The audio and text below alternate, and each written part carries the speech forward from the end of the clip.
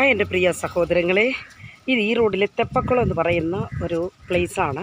ഇവിടെ വളരെ ബ്യൂട്ടിഫുള്ളായിട്ടുള്ളൊരു കുളമുണ്ട്. ഈ കുളത്തിനൊരു പ്രത്യേകതയുമുണ്ട്, അത് ഞാൻ പറയാം. അപ്പോൾ അതിൻ്റെ ചില കാഴ്ചകളിലേക്ക് നിങ്ങളെ ഞാൻ ക്ഷണിക്കുന്നു. ഞാൻ നിങ്ങളുടെ സ്വന്തം റോസ്ലിൻ സുരേഷ് ഫ്രം ഈ റോഡ്. പ്രിയരെ, ഈ കുളത്തിൽ ഏതാണ്ടൊരു 3 വർഷത്തിന് മുൻപ് വരെ വർഷം ഓരോ 2-3 മരണങ്ങൾ നമുക്ക് കേൾക്കാവുന്നതാണ്. അങ്ങനത്തെ ഒരു പ്ലേസാണിത്. മാത്രമല്ല, ഈ കുളത്തിനകത്ത് ഒരു കിണറും കൂടെ ഉണ്ട്. അപ്പോൾ ഇതിനകത്ത് ആരെങ്കിലും പോയാൽ രക്ഷപ്പെട്ട് വരികയില്ല, അങ്ങനത്തെ ഒരു സാഹചര്യമാണ്. എന്നാൽ ഇപ്പോൾ ഈ ഗവൺമെൻറ് എന്താ ചെയ്തിരിക്കുകയെന്ന് ചോദിച്ചാൽ 4 സൈഡിലും ക്ലോസ് ചെയ്തിരിക്കുകയാണ്. അപ്പോൾ ഇവിടെ ഇപ്പം നമുക്ക് അതിനകത്തേക്ക് ഇറങ്ങാൻ കഴിയില്ല, പിന്നെ നമുക്ക് വെളിയിൽ നിന്നുകൊണ്ട് കാണാനേ കഴിയുള്ളൂ.